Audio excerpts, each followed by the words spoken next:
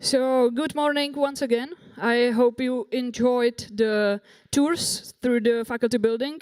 Also, possibly, good morning to everyone in the world who's watching us online. Welcome for our open day.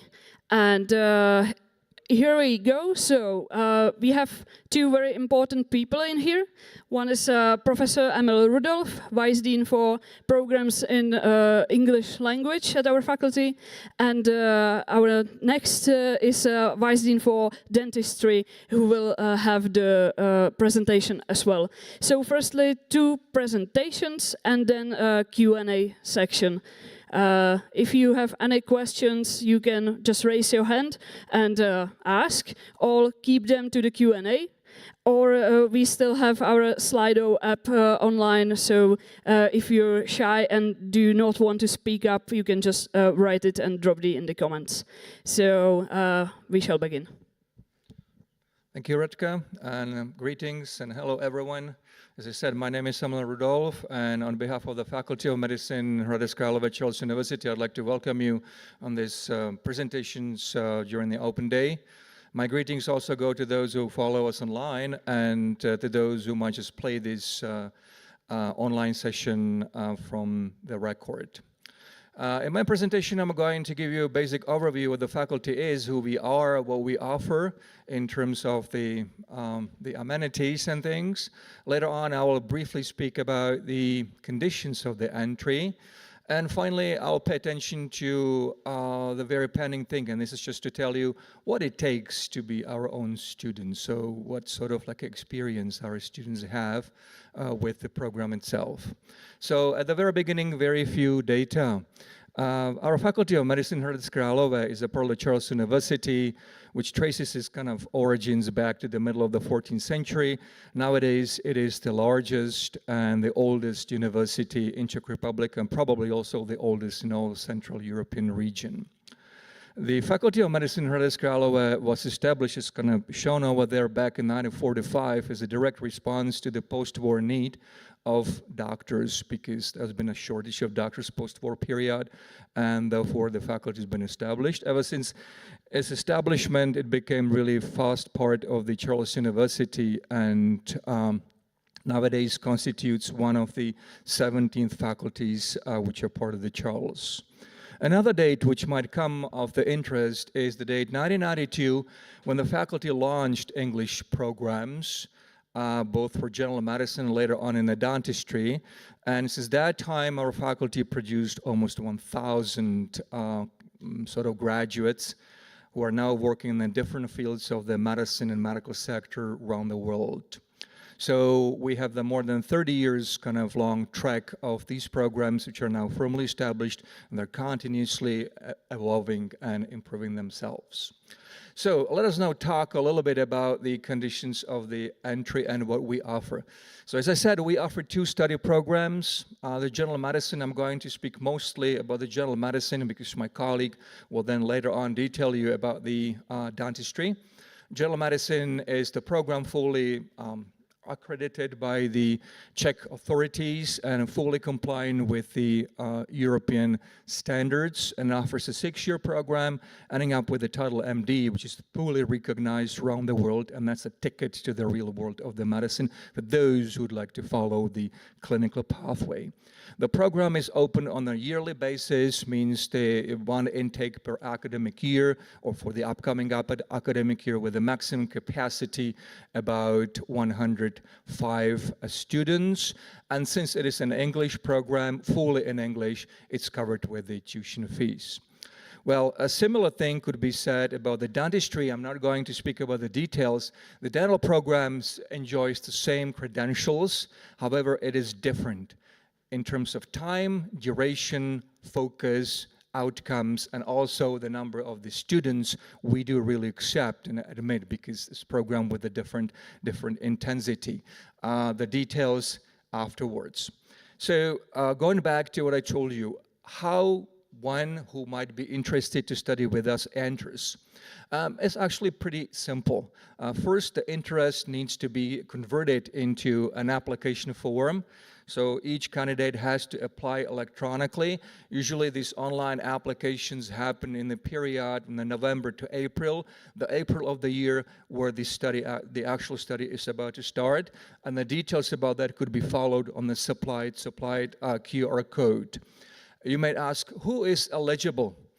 Everybody is eligible, or at least every person who has successfully completed secondary education, whether it's kind of A-levels, IB, American curriculum or whatever, as long as this education is compatible with our own standards as set by the Czech Educational Authority. So the diploma or the certificate has to be kind of nostrified. So anything else? Nothing really. No other credentials are required. No other courses, no other tests need to be passed, because you only need, or the candidate only needs to show minimal factual knowledge, as expressed by the so-called the SBA test. SBA stands for the Single Best Answer Test, which basically focuses on the 3 disciplines: biology, chemistry, and choice in the physics and mathematics. Later on followed with the short interview, which is motivational based and not really like a formal. The entrance exam or entrance procedures are usually communicated to those who already successfully applied and their applications been registered and approved.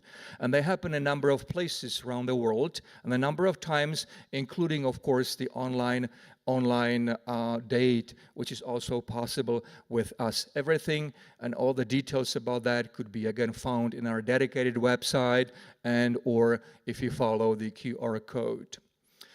Great many questions we have from the interested people is, what kind of questions you ask? What is just to take the test? What is just to take an interview? That's why we have also sort of like the site where this information is provided. We published on a yearly basis the posture paper or posture test, including the right answers, so anyone could record it, anyone could work with that, and anyone could know exactly what the kind of questions we really ask. If it's not enough still, the site contains a recommended literature, syllabi of the subject, so anything one needs to know about this test and eventually interview. Again, those who are interested, they will follow the QR code. All right. So what happens if I really passed the test? I got the offer from the faculty, and I accepted the offer. I will now work with the faculty alongside some administrative steps, including, of course, the need for visa, especially if my passport or my citizenship is not EU. But that's kind of doable, and I'm preparing myself to start studying, because usually the studies begin at the beginning of October, and sometime beforehand a student should be around in order to settle and just to be successfully prepared for the onset of, or just the beginning of, the academic year. Studies, whether general medicine or dentistry, happen with the years, academic years. You could see the timing. Each academic year is broken down to 2 parts. We call them semesters, winter and summer. They're kind of separated by periods we call examination periods, when the no classes are taking place and students are just only asked just to complete their outstanding academic duties, pass the test, and do whatever they like. Plus, of course, they could have a holidays if their time management is really perfect and they still have a free time. How does the study look, really? Our faculty follows something what we call the traditional curriculum.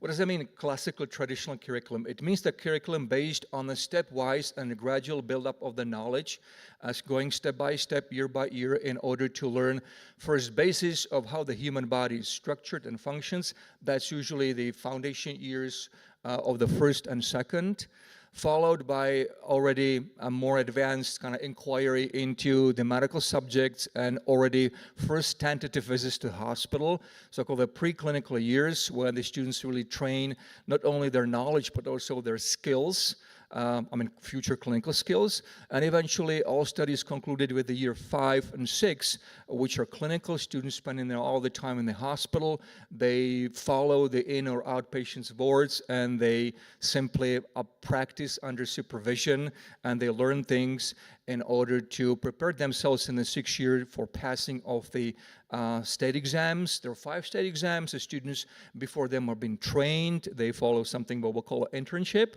And after last state exam is passed, they're technically becoming MDs or doctors. The whole curriculum is based on the combination of these 3 basic needs and basic pillars: knowledge, clinical competencies, means like a skills, ability to diagnose, ability to deal with the patient in that way. Also alongside some soft skills, which includes especially in particular communication, which is the vital trait for human beings and also for the doctors.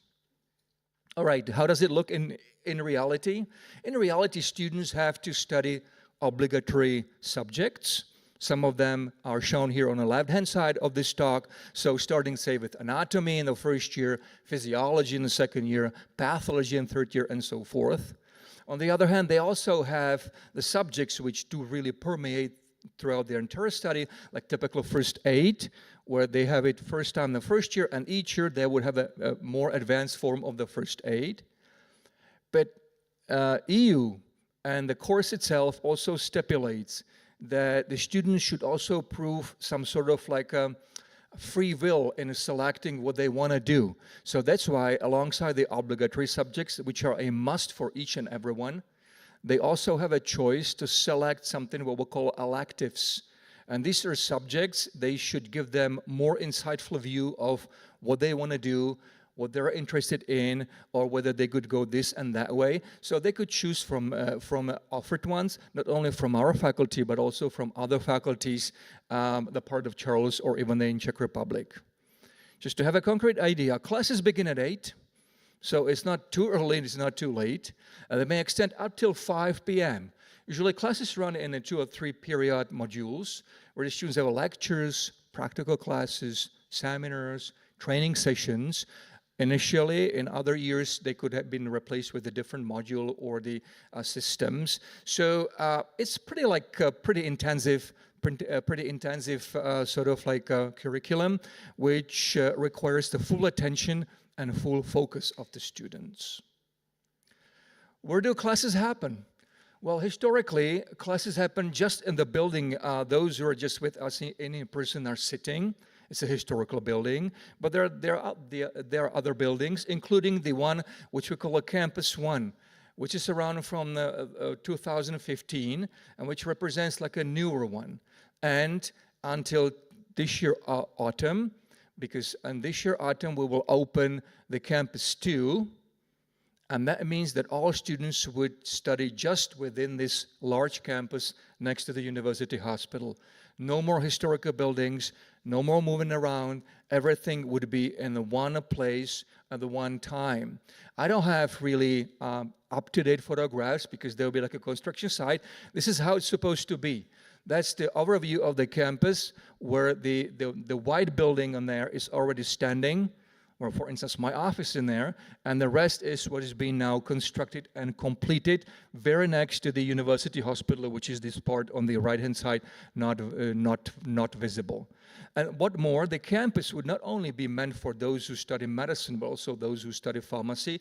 So they would create a really large hub of the student and academic life next to the university hospital, which is the highlight of the entire study, because that's the place where clinical training happens. It's the largest facility in the Eastern Bohemian region with lots of medical professionals, lots of patients. So the students do really have the excellent opportunity to be exposed to best things our medicine nowadays could really offer. Obviously, studying means taking the classes, sitting, being present in a person, listening like the way you listen right now, but also taking the more proactive part, like having the more modern ways of the teaching and studying, like a flipped classroom and the things, but also having ample online courses. and also having the online material self-studies, which are all facilitated by our faculty and which are part of the curriculum and study efforts of the students these days. I should not forget about the Simulation Center. Again, it's something which is gaining on importance because it allows the students to hone their skills, to gain the confidence with certain procedures before they have a chance to touch the patients. And in that way, the role of the Simulation Center would be all the time growing. Now, what it takes to study? It takes to, first of all, to work with the information. And that's a bit of a problem these days because there is so much information. We're also surrounded with the information. First thing in the morning, we'll check our social media and things. So kind of a lot of information, and sometimes we don't know exactly whether this information is truly valid or not. That's why we have a dedicated part of the faculty and library, which provides us with the recommended or the obligatory traditional sources of information, like books and things. But also more modern ones, like the famous databases, the ones which are very popular among the students and the schools around the world, like AMBUS, like a clinical key, perhaps also osmosis in the future and things, and which also provides the services in terms of like searching right and relevant data and their analysis, these days also using AI. Now, it's my firm opinion and our own firm opinion that one cannot be full doctor if he or she is not exposed also to a research, because the research is something which makes the medicine to advance further.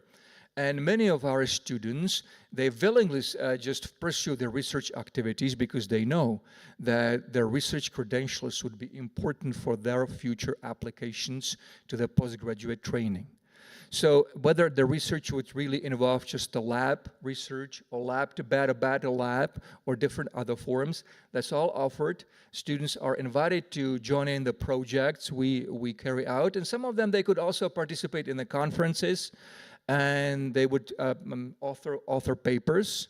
But as a sort of like a highlight and a crowning jewel of our offer, the best ones, they could compete for their place for the 3 months research stay in the Mayo Clinic, Rochester, which is one of the best clinics in the world, in the US, where really being and seeing things is really providing an eye-opener for each and every student who is dedicated and interested in the research.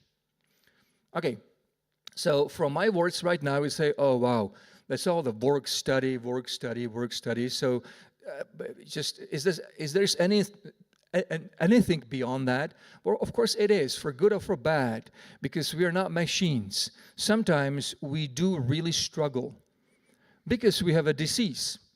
In that case, not a problem, because we have an in-house doctor contact, we have an in-house dentist, and we have also specialists. So anything happens, we are sick, so we could find the help very easily.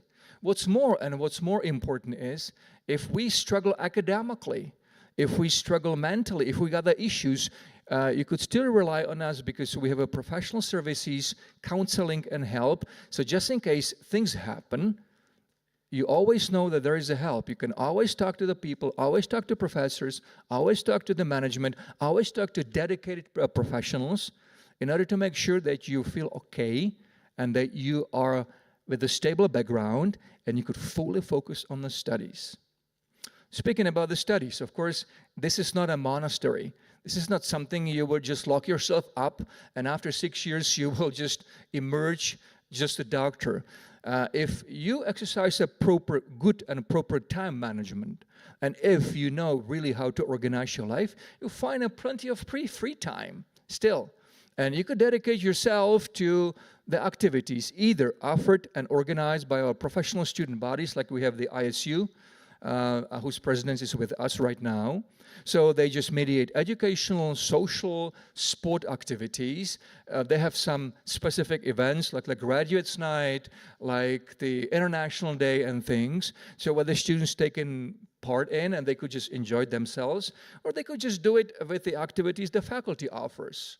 So it's just not only medicine, it's just everything what we might think constitutes a fruitful, a very intensive and very rewarding life, whether looking at the culture, looking the I don't know, sports, looking now the interactions or volunteering, all is possible, like it's standard with other faculties of medicine. And last but not least, because it's not really something I try to sell, because as I say, I'm not really a travel agent, and that's the place. Place, for me, is amazing, because it's not small, it's not large, so everything is close by. You don't have to really be afraid to walk, you don't have to be afraid to use the bicycle, you don't lose your time. It's very safe. In the summer, not now, but in the summer it's green, it's quiet, but at the same time it's not dead. So it means that you could still find the parties, you could still find the people, you could still find the other students. So you have everything kind of in a balanced measure, which is what I believe is the nice sort of possibility for those who are not really looking for parties only, but also for those who would like to follow some other things.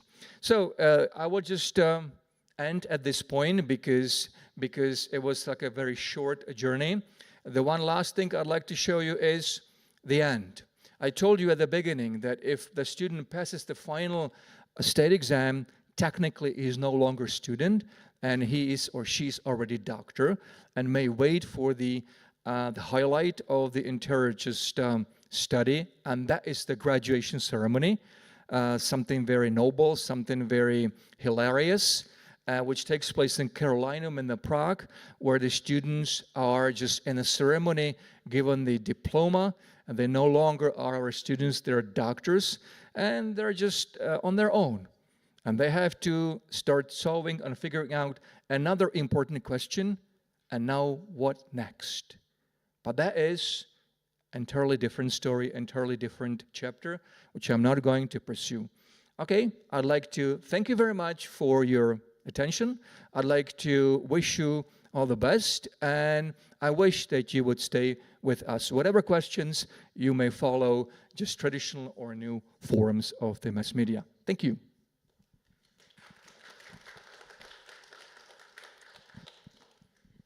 So that was the first presentation that I promised, and the other one will be focused on the program of dentistry. The mic is yours. Thank you, thank you. Dear applicants, our future students, let me welcome you at this open day. My name is Jakub Suchanek. I am the Vice Dean for Dentistry Program and Head of the Department of Dentistry. This is how you will see me. This is how I see myself, most likely. Quite busy. And let's start with the presentation of the dentistry program. First of all, as Professor Rudolf said, this is our university hospital, which is quite big. You can see all the pink parts are different departments of our hospital. You can see there is a lot of green around it, and it's very nice to study there, nice to work there and be there. And here, this small one is Department of Dentistry, which those who will study dentistry will spend most of the time for the future 5 years. Here is the Campus 1, as Professor Do spoke about, and here on this green field is raising up new buildings or new Mefaret 2, which you will spend most of the theoretical studies. Here at this point, it's very nice kebab takeaway food, and we like it, and most of the hospital goes there for the lunch. So you will meet a lot of us there at this point. Here you can see the surrounding of our clinic. This is the Department of Dentistry. And again, here, green small park, trees everywhere. It's very nice because during the winter time, the hospital put lights on these trees, and it's like stars around all the trees, and it's very nice. So this is the Department of Dentistry. Here is the entrance. This is the reception and the waiting room. And for the first year, most of the years, you will spend a lot of time studying the preclinical part, studying the theoretical part, which you will spend at this lecture room. And in the first semester of the first year, you will be working practically when you will be carving scale-up models of the teeth. Here you can see your colleagues, and presentation, and they are trying to carve something very similar to find out the macro structures on a tooth. Here's Bobby Lashawn. And this is what we'll be learn to do: scale up models of the teeth with perfect morphology to know how it looks like in a scale up and be able to represent it in a smallest ratio. The next semester you will spend in this Phantom Lab, which is basically more focused on working within the oral cavity. So we have here about 20 simulators which are representing the work in the patients, on the patients. The same. Sorry. Here, how the work looks like. So these students are making some preparation for veneers or crowns on the phantoms. So this is the work. And this is the summer semester of the first year. And in the next semester, in the second year, we'll move back into this Phantom Lab to manufacture, or to learn how to manufacture, how to design some prosthodontic works like dentures, crowns, and so on. After these 2 years, finally, you will pass to the third year when you will be starting working on patients, on real patients, because after the graduation, you will become fully graduated dentist, which means that you can work by yourself alone without any other supervision. So that's why our work is focused, or our studies are focused on a real work, not just the theories. In a third, fourth, and fifth year, you will spend at least 2 days every week working on the patients. So it's quite intensive practical training, and you can see here that like our new chairs. This is how the main floor of the teaching looks like. So it's like open space, and every time there are like two students who are working. One is working, one is being the nurse. And the next practicals they will switch, and they have some patients who are which undergo some treatment. Here you can see how it works again. This is when, in the first semester of the third year, on the winter semester of the third year, you will be practicing on your colleagues, not like drilling or extractions, but most likely examinations, removing dental calculus, polishing, some preventive checkups, doing the X-rays, application of anesthesia. So you become more familiar with the oral cavity before you will start treating the patients. So this is how it works. And of course, everything is done under quite a close observation of our teachers. You can see here one, second one, here two, here's one. So everything is always observed, and commonly there is at least, no, not common, there is at least one teacher for 3 groups who are working for 3 chairs. To let's say, enhance or make better feeling of the international students. For the third year, they are commonly international students are mixed with the Czech group, with the Czech students. So the Czech students are helping them to understand the patients, to speak with the patients, to write the medical report, and so on. So this is how we are like trying to make you feel better during the practical classes.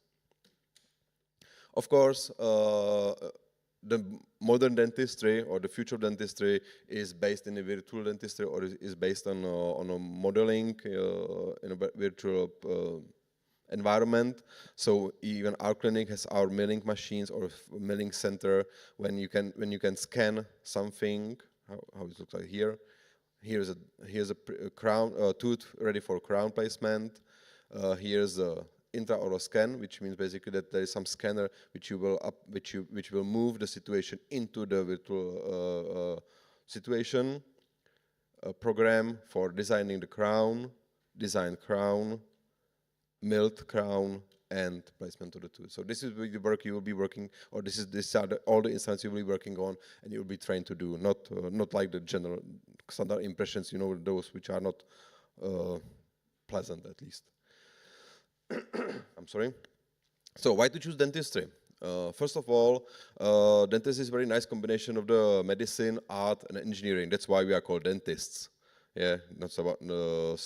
This is very nice. First, secondly, you will find out that you will be very satisfied with your work because the results are immediately visible. So if you are if you are doing new crowns, if you are doing a new filling, if you are doing the extraction, it's very pleasant, or it's very pleasant. As I said, after the graduation, compared to the general medicine, when you will finish general medicine, you have to undergo some internship in hospitals, which takes 5 to 6 years at Czech Republic. The dentists are ready to work by themselves without any other internship. So you can, when you finish the school, you can open your own ambulance.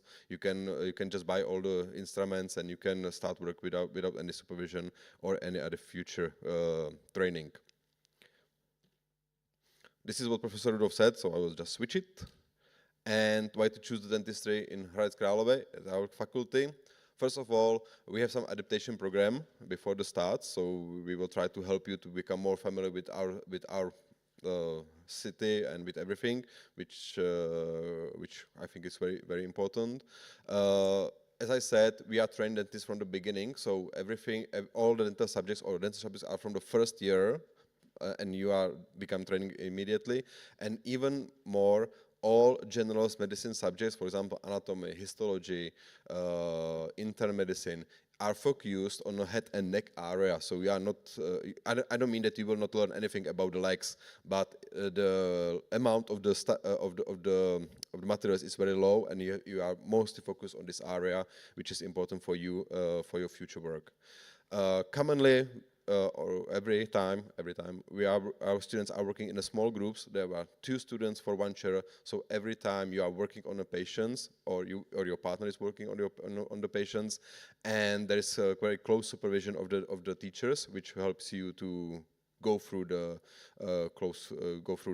procedure training and help you if there is some stuck.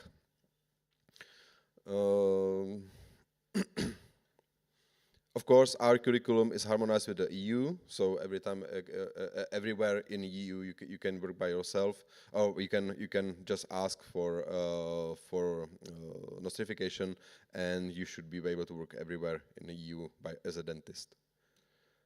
And that's all from me. So from the theory to preclinical practice to clinical practice, and after 5 years, you are fully responsible dentist, graduated, and becoming colleagues of ours, and we are looking forward to see you there.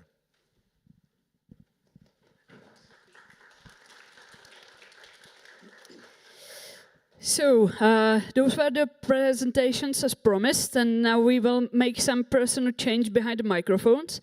So I have here some of my lovely colleagues from International Study Department, who are the ones doing the official documents and stuff connected to entrance exams, and then all the boring, but sorry, but it's important. And as well, we have here 2 of our students who promised and are ready to speak. So please, guys, if you can join us as well.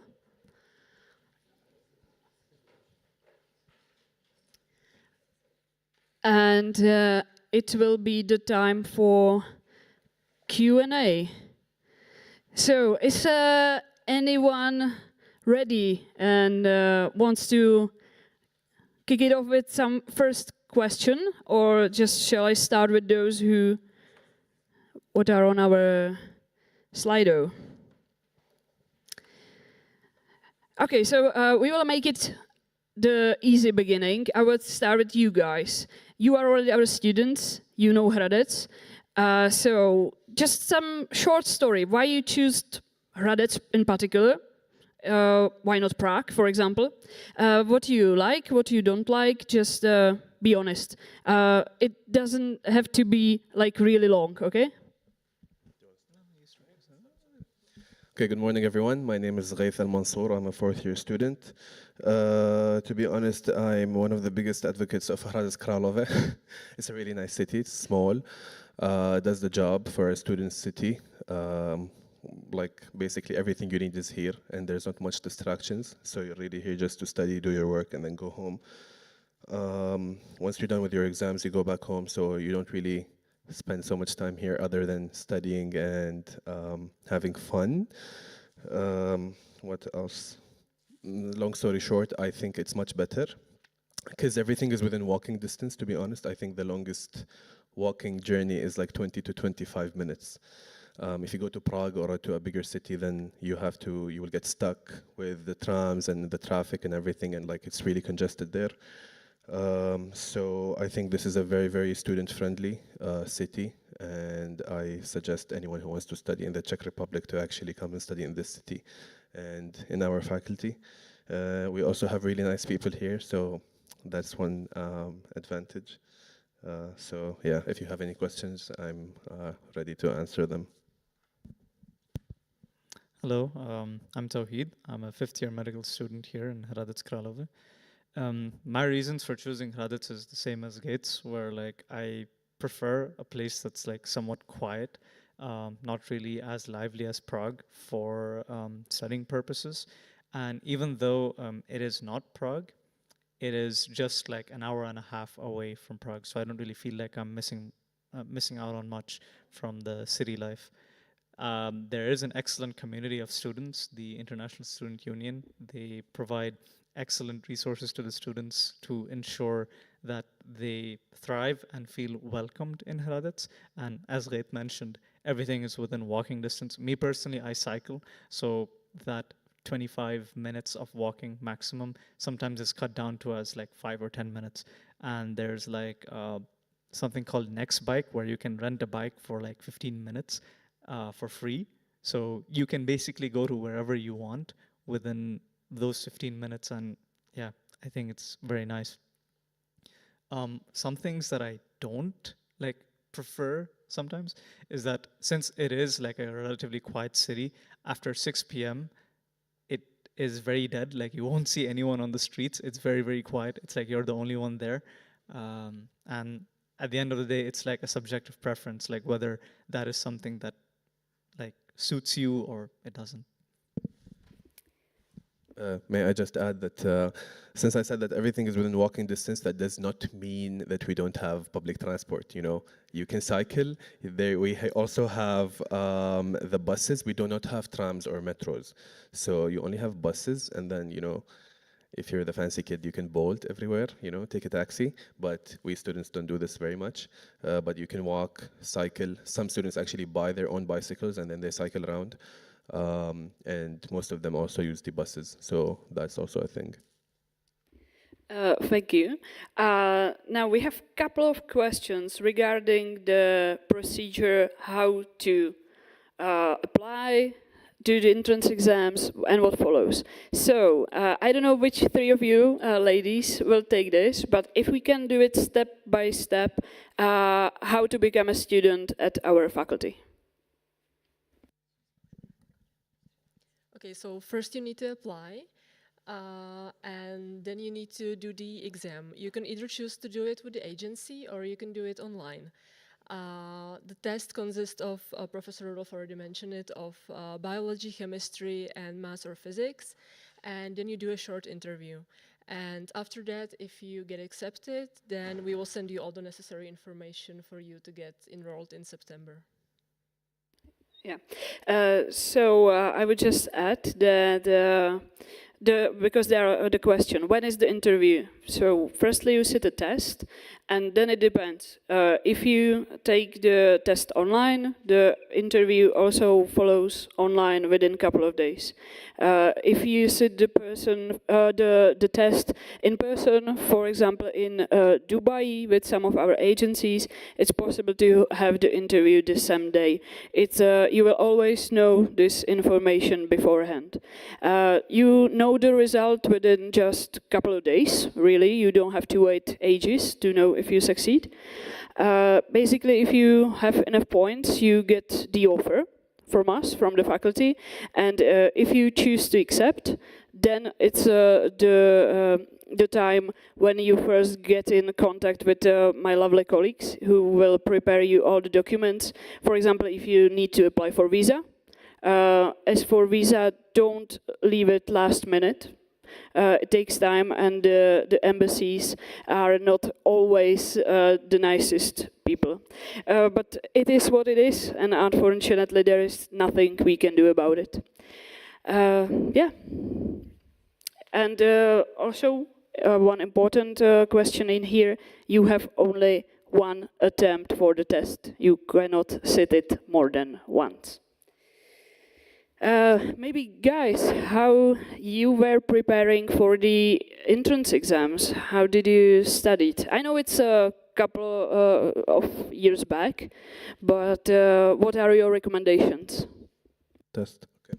Well, actually, I was in Podibradi, so I was in your place a few years back. So that's what helped me prepare, especially that the teachers, or most of the teachers who are there, are also teaching this faculty. So for the main subjects, then you already have like a how do I say it? Like you already have the upper hand that like the teachers who teaching the faculty are already teaching you. So the subjects bio and chemistry, which is a subject for the entrance exam. So you already know like how you're accustomed to it, other than the other students. So that's how it was for me. Tawheed, you can maybe talk about your experience.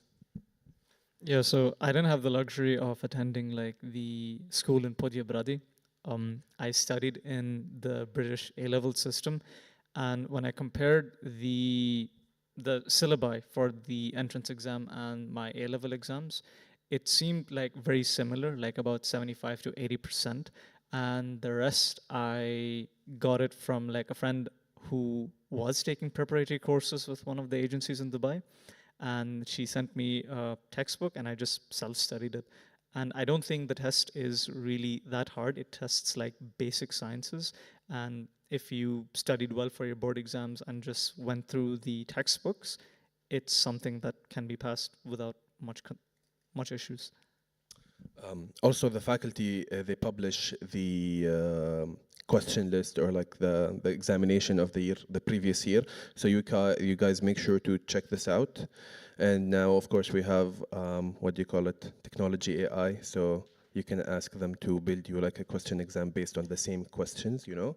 So that's an easier way also to prepare. So advantage is that our faculty posts the previous year's examination on their website, so use that for your advantage. Yeah. Yeah, I just study smart, not hard. Study smart. Yes, we are in the Czech Republic, so normally we speak here as people Czech. How much knowledge of Czech language do I need to have? Okay, so thankfully, what I realize now is that Hradec is more English friendly than it was 5 years ago when I first got here. So majority of the people, whether it be at restaurants or like in the buses, wherever you may be, they are able to speak English. They're just a bit shy about speaking it at first. The Ministry of Interior is another story. Sometimes they speak English, sometimes they don't. Depends on your luck that day. But the university does have like mandatory Czech courses for the first 2 years, which gets you up to date with all the Czech you need to, or most of the Czech you need to know to like get by everyday life in Czech Republic, particularly in Hradec Králové. Me personally, I knew like the peak of my knowledge in Czech was in second year. Ever since then, because of limited usage, like I can do things that I do by default, but otherwise I've forgotten quite a lot. But it is up to you. Like if you wish to further advance your knowledge of Czech, you can take preparatory courses. I believe there are some that are offered free by the government themselves. Czech language, again, you need, that's up to you, honestly. Like, I don't think there's a correct answer for this. That's up to you. How, it's basically quality of life, you know?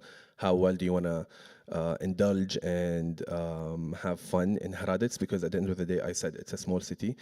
So there's not much English-speaking people, as my colleague said, Tawheed, that like, yes, the generations are starting to speak English, but not many speak. But frankly speaking, to survive here, you don't need Czech, but that's up to you, you know? You're gonna have patients at the hospital who don't speak English, so you need Czech. You have mandatory classes in first and second year, which you need to pass, so that's Czech. People in Podibradi, you have really good and amazing Czech teacher, so use that to your advantage. Most of my Czech was done there and learned there, so again, use that to your advantage, but it's up to you. You want to have a good practice in the hospital, you need good Czech. You want to live here and like coexist with them, you need Czech. So that's honestly up to you, how you want to deal with it. Yeah, as Gav said, it's mainly for your life, because at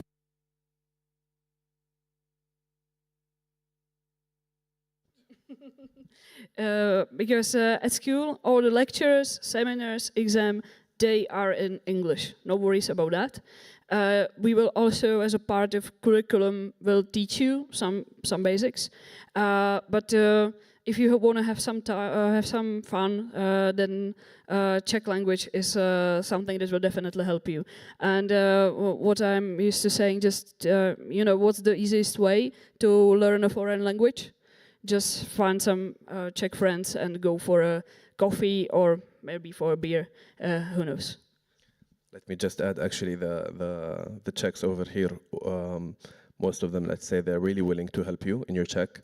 So if you show them that you're willing to speak it and you want to learn it, then, it will go very smooth. I have really good Czech friends who are really helping me. And even my doctors, when I show them that I really want to speak Czech and improve, so they really help you. So as I said, if you show them that you're interested, it's really easy. It will go super easy, and they're more than willing to help you, even the teachers here. So, yeah. The international that I know that speaks the best Czech, he has a Czech girlfriend. So if that is an option for you, perhaps you can explore that as well, getting a partner that is Czech. Brilliant. Speaking about internationalities, again back to my colleagues. So approximately how many international students do we have, and from which countries? Well, the majority of our students is usually from Japan, Turkey, India, and then it's quite a big mix of different nationalities. Because if I remember well, we have around 48 nationalities in total. So it can be very diverse. Yeah, and total number? Okay, I will help you off. Yeah. So out of the 2,000 in total, I believe 400 approximately are internationals. Yeah, so you don't have to be worried of not fitting in. You will not be here.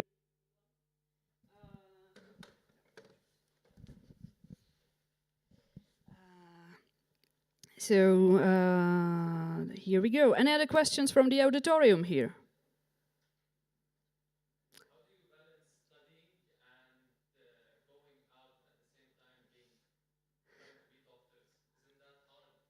Okay, so some question about time management. I think that's definitely a question for you. You were the one who came late today. I had a hiccup in the morning, so my alarm didn't go off. But yeah, time management. To be honest, low-key, I feel overrated question, to be honest, because I know people who don't manage their time very well, but they excel in studies, to be honest. So really depends on you, but most importantly, I think anyhow, it goes without saying, you have exam, you just need to make sure that you're ready for it before the exam comes, that's it. And then, of course, there are so many activities to do. You can hit the gym. We have really nice gyms over here. There are activities that are done by the International Student Union. There's also the Czech Student Union who also do some activities. And then you, of course, will have friends, or you will make friends here, so you can, go out with them, do something. To be honest. Okay, I have a good schedule, to be honest, that I stick to, but I don't think everyone has one. So, even if you don't have one, I don't think it's the end of the world, really. So, yeah. So the question was about hobbies and balancing studies and, your personal life. So in first year, there were only 3, maybe 4 places I knew. That was the university, the library, my home, and the kebab shop. These are the only 4 places I was. In first year, I won't lie, it is very intensive because the university focuses or emphasizes on studies a lot. But I think second year onwards, you have a lot more free time on your hands because the mandatory testing isn't as frequent. So I think it really comes down to the schedule. Maybe in the weekends you can, in first year, I mean, in the weekends you can go out, meet friends, go clubbing, or attend events hosted by the ISU. They do a great job at that, by the way. And second year onwards, you can start pursuing your other hobbies such as gym, swimming, eating out at nice restaurants. So yeah, I'm currently in 5th year. So my days, they end usually by 12. So from 12 until the time I sleep, which is around 10, 11, the time is to myself. So I can schedule perhaps studying, cooking, going out with friends, or just doing my own thing. It's not so much the case in first year, but it's fine. Like there's a light at the end of the tunnel.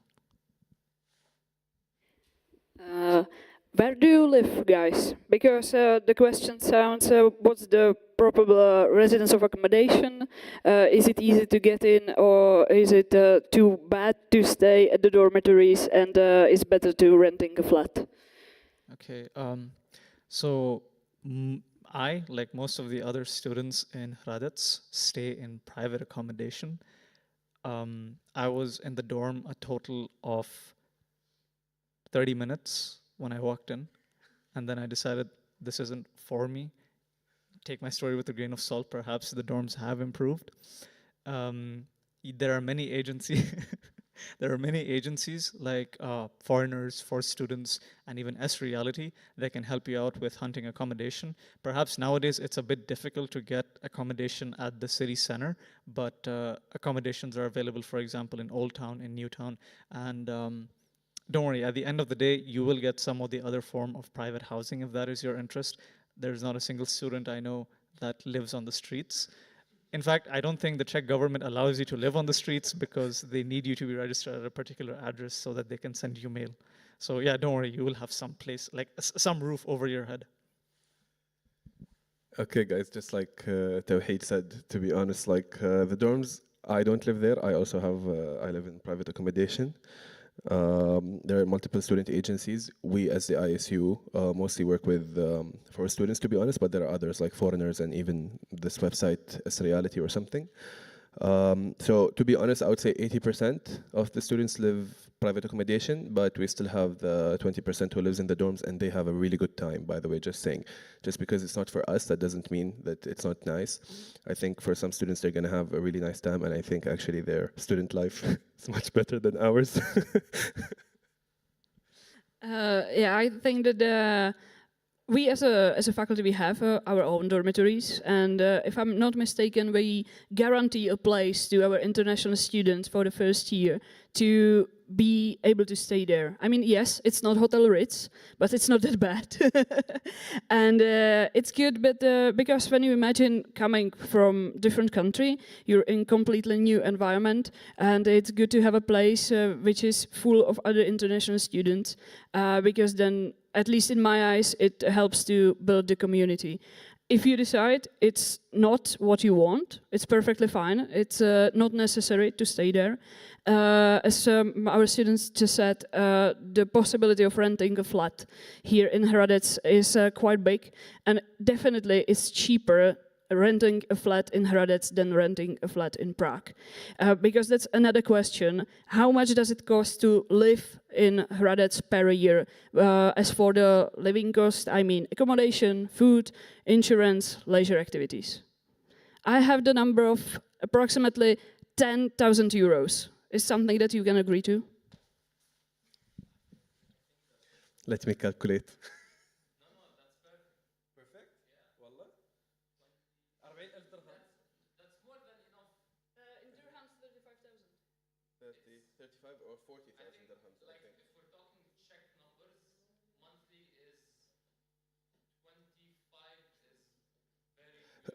With rent or without rent we're speaking? Just like pocket money or? No, with rent. Rent. With rent. To be honest, in my very humble opinion, I would say between $1,000 to $1,000 maybe to €1,000, depending on your spending and depending on the house you're getting. But like in my opinion, I think $1,000 to €1,000 is the range. My take. Per month, yeah, per month.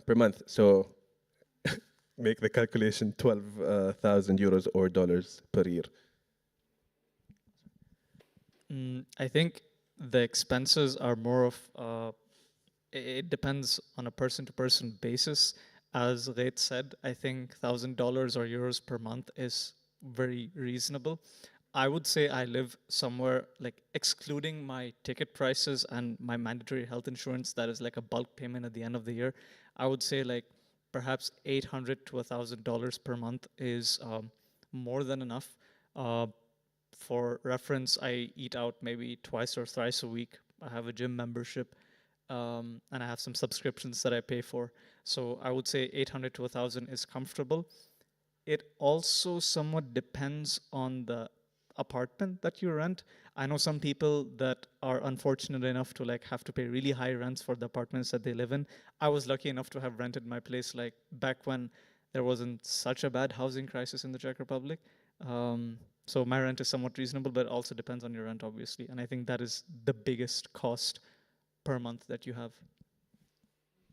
Like again, just commenting on the prices, it really depends on where you live, you know. The 1,000 euros could only go towards your rent, but if you have a good house and you have a nice landlord and you pick a nice house with a nice, with the perfect price, then the 1,000 euros would be enough for both life and your rent. So it honestly really depends. But like on average, let's say, the 1,000 euros or dollars can go much higher, and it also can go lower than that. So it really depends on you, but like on average, that's in my experience, I think most of us, that's the expenses we have. So yeah, as Gait said, it can go higher, it can go lower, but that's not only on a personal basis, but also like a timing basis. What I mean by that is, obviously when you have exams, which is the examination periods in Jan to Feb, and also in the month of July, you are going to be ordering takeout a lot more, or just resort to more spending to make your life easier. So in those months, obviously your spending will be higher. And in other months, perhaps you can budget to make your spending lower in anticipation for higher spending in those months. I'm very sorry, but I have to disagree with my colleague over here, because in examination season, I don't have the best appetite. I do snack a lot, but I don't spend and I don't get any takeout. So again, really depends on you whether in examination season your appetite increases or decreases. So it really depends. Yeah, but after all, in each of the case, you are the one who's doing the food. So no mommy waiting for you with dinner. And it's up to you if you just call the Uber Eats to bring you some top-notch restaurant sushi, or you just go and use the pocket soup just to warm it with hot water, and that would be it.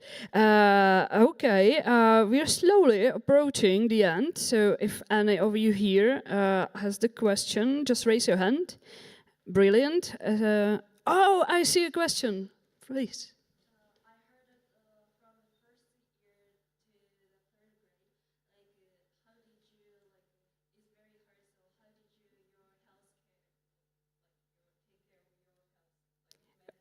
Okay, so yeah, I will just repeat so that people who are on online stream can hear us as well. In case you struggle at the first 3 years, that might be challenging. I mean, the studying medicine is challenging. It's a lot of new information and knowledge you have to absorb. Secondly, you're in a new environment, new culture, new language, and it can happen that you feel overwhelmed and under weather. So I will do the official part, and then I will pass it on. Basically, the worst thing you can do is to be quiet, to struggle, not feel well, and be quiet, and don't ask for help. Because in that case, it usually goes the way that you fail 1 exam, 2 exams, and the train goes down really, really quickly, and it's almost impossible to stop it. On the other way, if you ask for help, you say, hey, I'm not feeling well, there are a lot of possibilities how we as the faculty can help you. As has been already said, we have our psychological consultants. You call them or write an email, and you don't wait for the appointment for half a year. Within a couple of days, you can see them, and it's the first thing you can do. If you struggle in a way of the knowledge, just ask the professor for help, because I think that most of them are willing to do the extra hour with you if you politely ask. So definitely you're here not alone. And now from the practice. Okay, to be very honest with you, first to third year, they're not as bad as you probably heard, to be very honest with you. Again, first year, you really have to do so much studying to stay in this uni, because it's like the filter year, you know, as long as you make it in first year, then you will most probably make it in the other years. So that's one thing. Second of all, as Ms. Radka said, the faculty appointed psychologists and psychiatrists, that is one option. Second option is, which I think most of the students over here have, is nice company. Good friends around you will go really nice. And then probably I tend to like take a walk whenever I'm stressed or I'm about to get burnt out or something, or hit the gym, go for a run. So it's really up to you. Moreover, we also have the events, the sports events on weekends, volleyball, badminton, football. We also have we just introduced a running club as well. So you can pick what kind of sport you like and go there. I don't think it's really as bad as, like, you know, we all put it. Like, we tend to be somewhat dramatic in it, you know, when we say, but like at the end of the day, this is medicine you're studying, and you're bound to feel that like you're stressed or overly stressed, and you know, so eventually you're gonna feel like stressed, or you're like burnt out, or like you don't know what to do, and like you just don't feel like studying, and this is absolutely normal. And sometimes you just, like, there's nothing you can do about it, you know, you just have to deal with it, really. Like, it will go in a day or two, to be honest. So it's not as bad as like we make it sound sometimes. So, as my colleague Ghaid said, and I won't lie, the first to third years, yes, they are hard, but I will not agree with the fact, or with the opinion, that they are impossible. As proof of that, there's Ghaid here, there's me here, and there's also graduates from this university. At the end of the day, what you're doing is you're studying medicine, and that is like quite a feat of its own, and it's also very difficult. So yes, the studies will be difficult, but there's a lot that can help you cope with that stress or difficulty. As she's mentioned, there is psychological help that can be offered, and as also Ghaid said, you can meet up with friends or do things that bring comfort to you. For me personally, whenever I feel down, I meet up with friends or I go to the gym, and it helps me feel better. At the end of the day, it's like not only a personal journey, but it's also like a story of self discovery. You discover new stressors, and at the same time, you discover more things about yourself and new ways to cope with that stress. But it was a very good question, so thank you for that. One question that is quite ahead, I would say, but I can understand that it's really important. Can I work anywhere in the world with a degree from your faculty? Absolutely, you can work anywhere in the world, provided you do the country's licensing exam. Like, for example, if you want to go to the US, then you need to do the US Emily pass and go there. If you want to work in the Czech Republic, then you need to pass their Czech language exam. If you want to go to Germany, then you need to pass the German exam. In Europe, you are exempted from doing some exams because this is a European degree. So you only need to do the language exam of the country you plan on ending up going there. You can go to the UK as well. We have so many students who has applied. The US, I think we have students everywhere, to be honest. So yes, definitely, with this degree, you can definitely work anywhere in the world. Yes, with this degree, you can definitely work anywhere in the world. There are, in general, only two barriers. The first one is if there's any health board examinations that you need to clear to like complete a recognition or like an equivalency of your degree to that country's degree. So for instance, if you're interested in the US, you would have to clear the steps, step 1, step 2, and step 3. Or those who are interested in going back to the Gulf, like Dubai, for example, you'd have to clear the, like there's an exam, EMRI, like an examination for matching into residency there. And the second barrier, if any, is language. So the local language that's spoken in that country. So for example, in the Czech Republic, that would be Czech. In Germany, German. One benefit of studying in Czech Republic, which is the European Union, is that if you wish to practice in other European Union countries, you don't have to give that other barrier, which is that equivalency exam. Like for instance, someone that's coming from outside of the European, or like a degree that's from outside of the European Union, they'd have to not only prove their proficiency in the language of the European country, but also have to re-give some components, if not all of the components of the final state exam. So that is one big benefit if you wish to study here. Okay, I think that most of you are already a little bit tired, as I can see. But I have like 3 final pieces of information. The first one, if any of you has any question afterwards, you can use the email that's on the screen, because the email goes directly to all of the 3 lovely colleagues from study department. So as there are 3 recipients, you very usually get your answer really quickly, even more quickly than you anticipated. So all the concerns about nostrification of high school diploma, any other documents, just drop them an email. You will have the official information. Just don't rely on that someone told you something. Go and ask the official statement, because then you can avoid lots of troubles. Then choose wisely, because you have lots of opportunities where you can study medicine. Obviously, we will be more than happy to welcome you here in Hradec. Just bear in mind, it's not another holiday. It's your new, at least 6 years long life. And studying medicine is a lifelong challenge, because if you want to be a good doctor, you actually never stop studying. And to those who are here present, on your way out, you can just grab one small bag we prepared for you with some leaflets and brochures, and also a small present. So thank you very much. You can ask more questions. We are here for you. I wish you all the best, and thank you again for being with us.